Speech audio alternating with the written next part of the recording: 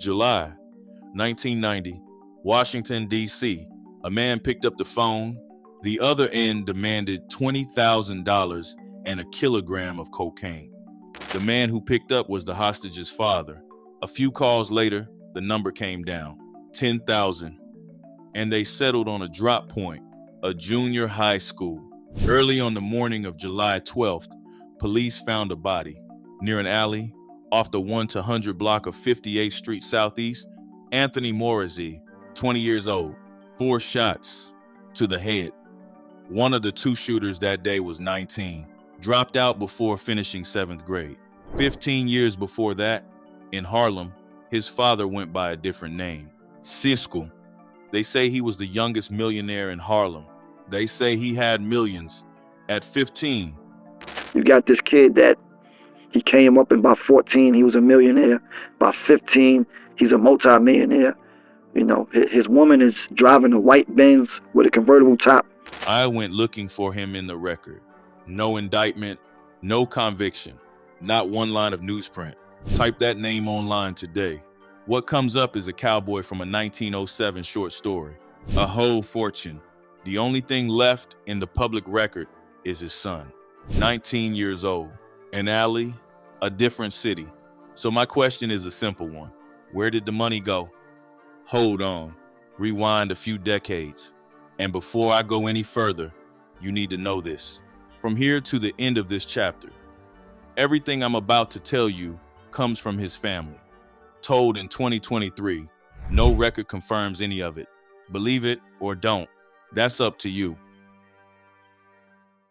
Cisco grew up in Harlem. The street didn't give him that name. It came from his father, a Cuban.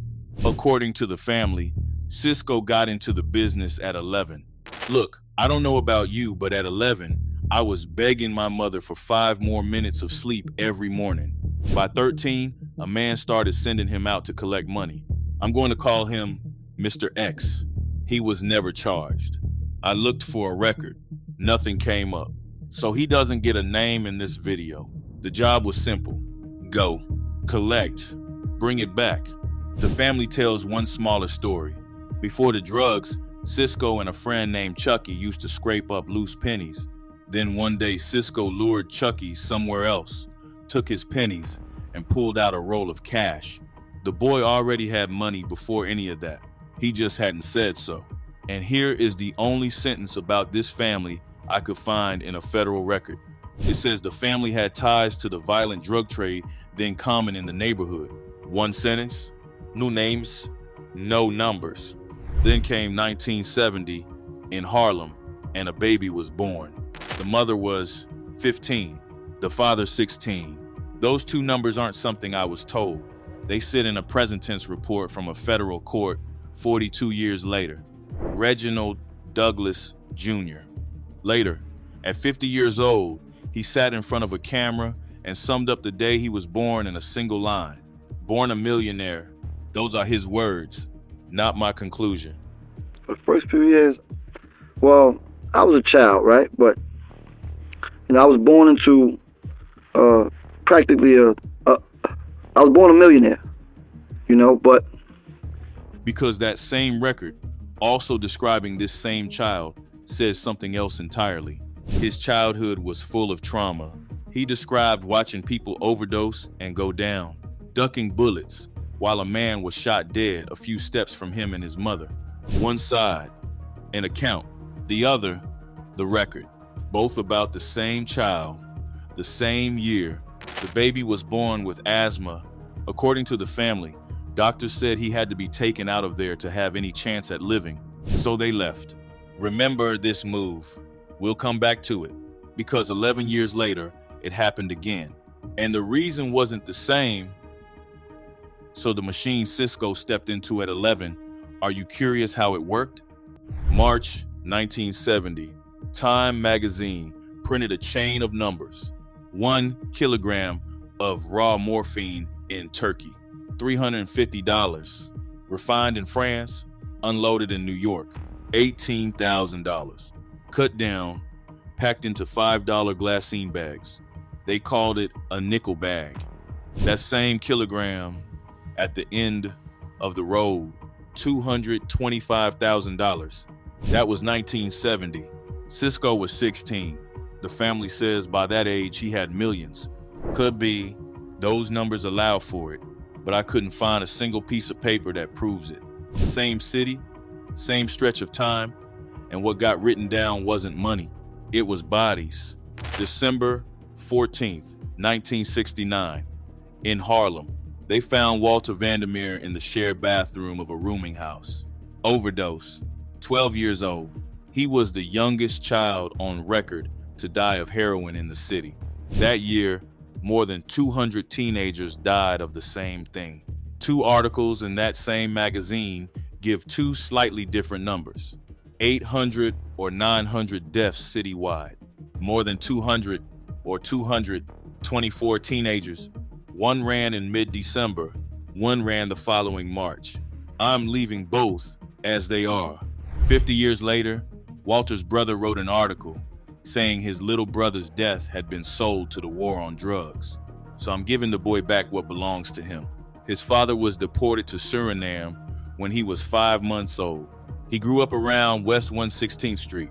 About 6 years later, Cisco died too, not from the drugs. 1975, Cisco was shot and killed. That's it. That is everything I can tell you about his death, and I looked hard. What day? I don't know. Where? I don't know. Who fired? I don't know. Whether anyone was ever arrested? I don't know. His full name? I don't have either. Friends. My father looked through a peephole and saw his friends, and he opened the door. And they chased him in that room, and they betrayed him, and they broke his heart, and they blew his head off. They put him in a box. The same guy that they laughed and joked with all their life. They ate at my grandmother's house. No indictment, no conviction, not one line of newsprint. A man all of Harlem says was a millionaire at 15. And in the public record of the United States, his entire life folds down into one subordinate clause. That clause sits inside a federal court opinion written in 2021, 46 years after he died. And the clause isn't about him. It says, when Douglas was just 5 years old, his father was shot and killed. He appears in the American record exactly once, not as a man, as something that happened to his son. His son, 50 years later, sat in front of a camera and described him in 2 words. No, my father was my best friend growing up. Best friend, and said that at the time, that 5-year-old didn't understand what was happening. As for what that thing did to the boy, the record has plenty to say. The boy's behavior changed. His mother took him to be seen. The psychologist's finding the child was carrying trauma from his father's death, and that was that. When Douglas was just 5 years old, his father was shot and killed. This caused a change in his behavior, which led his mother to take him to a psychiatrist who, quote, revealed that Reginald was suffering from trauma from his father's death, end quote. That's what the psychotherapist or the psychiatrist said. That's one more sentence in the record, and it says Douglas never received any psychological treatment for that trauma. Douglas never received any psychological treatment for his trauma, even though it had been diagnosed that there was trauma based upon that situation. Instead, his mother did the only thing she could think of. She took him out of New York, Nevada first. You remember that move? The family's version says they went to Las Vegas and tells it as a sign of the money. The federal record also says Nevada, same state, same trip, but in the record it sits somewhere else entirely. It sits in a passage about a mother trying to deal with her son's worsening behavioral problems. One fact, 2 motives. Then she remarried, and they moved to Virginia Beach. The boy went to middle school there for 3 years, then dropped out before finishing 7th grade, and he kept finding his way back to Harlem. The record doesn't say how he got back or who he stayed with. At 11, he got into the drug business. Cisco was a Laven too, at least according to the story. Then his stepfather brought that teenager to Washington, D.C. The record uses this exact phrase, the murder capital of the nation. That's not a figure of speech. In 1988, 372 murders.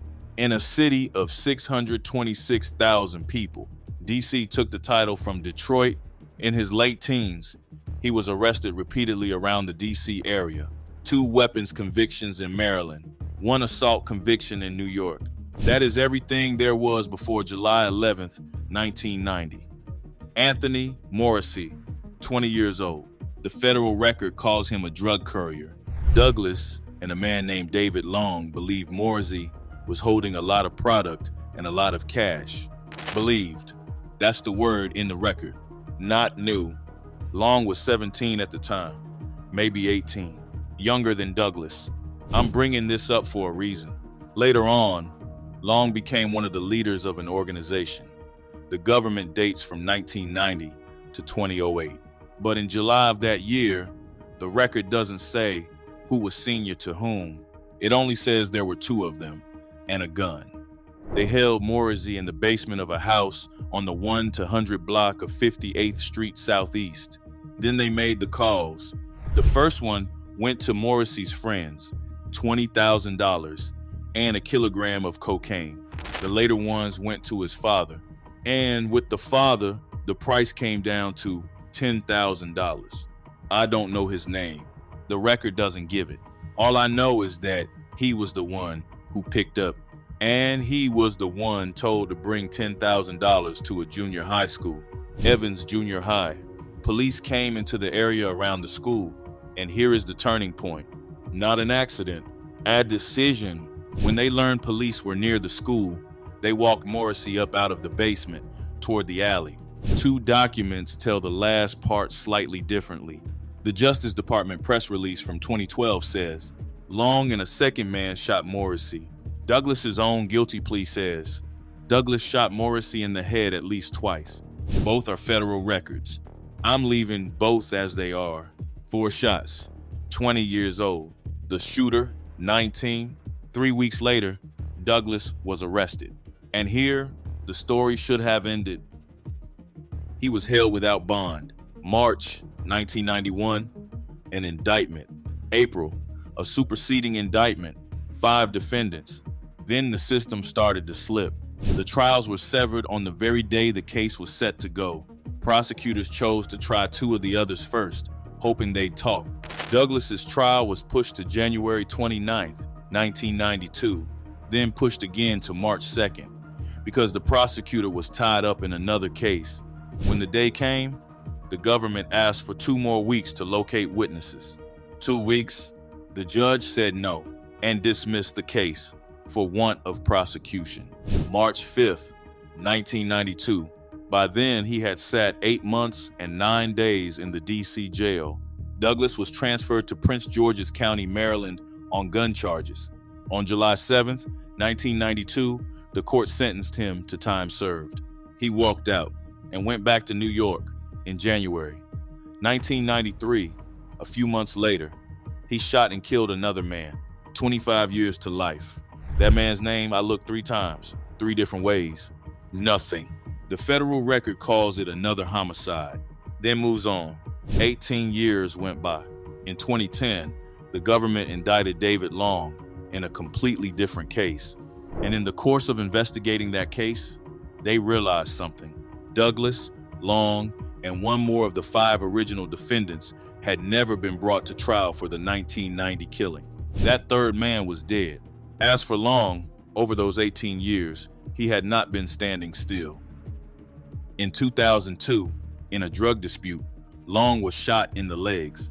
Both legs had to come off. The man he suspected of shooting him was named Franklin Moyler. The record only says Long suspected it. It doesn't say whether he was right. Moyler went to prison for something else. And right after Moyler got out, Long put the word out. $10,000 to whoever killed Moyler. 10,000, the same number that 17 years earlier was demanded from Anthony Morsy's father. Rico Thomas took the word, did the job, and got paid. Early on the morning of January 18th, 2007, Franklin Moyler's body was found on the 4600 block of Hillside Road, Southeast. Long targeted at least 2 other men, $10,000 each as well. Both were shot, both survived. The shooter was paid around $7,000 a job. In May 2012, both pleaded guilty. Long, 29 years. Thomas, 28. Those 18 years, Douglas sat in a prison in New York. On July 10th, 2012, Douglas pleaded guilty to second-degree murder. 360 months, all but 120. Suspended. On August 10th, 2017, New York granted parole. Only then did the federal sentence start to run. On January 20th, 2021, the court granted him compassionate release. 28 straight years behind bars, counting from January 1993. That's what the record got down. Here is what it didn't. Anthony Morsy is still 20 years old.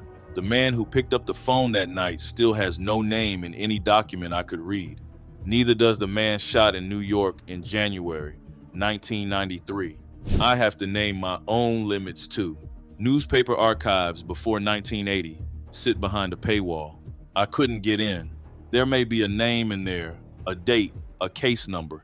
And out here in 2026, clips cut from one single interview are still running on TikTok, on YouTube. Millionaire at 14. The Las Vegas mansion. Not one clip mentions the alley behind the 1 to 100 block of 58th. A name taken over by a cowboy from 1907, a junior high school, a 13-year-old boy collecting money, a $5 glassine bag, one subordinate clause, Nevada, $10,000. 2 weeks, 28 years. Where did the money go? I don't know. No record I could read answers that. But there is something else. The record answers very clearly. What passed from father to son wasn't money. It was the number 11. The ones left behind sometimes have to outlive the answer. Sources are in the pinned comment. Read them yourself. Draw your own conclusion.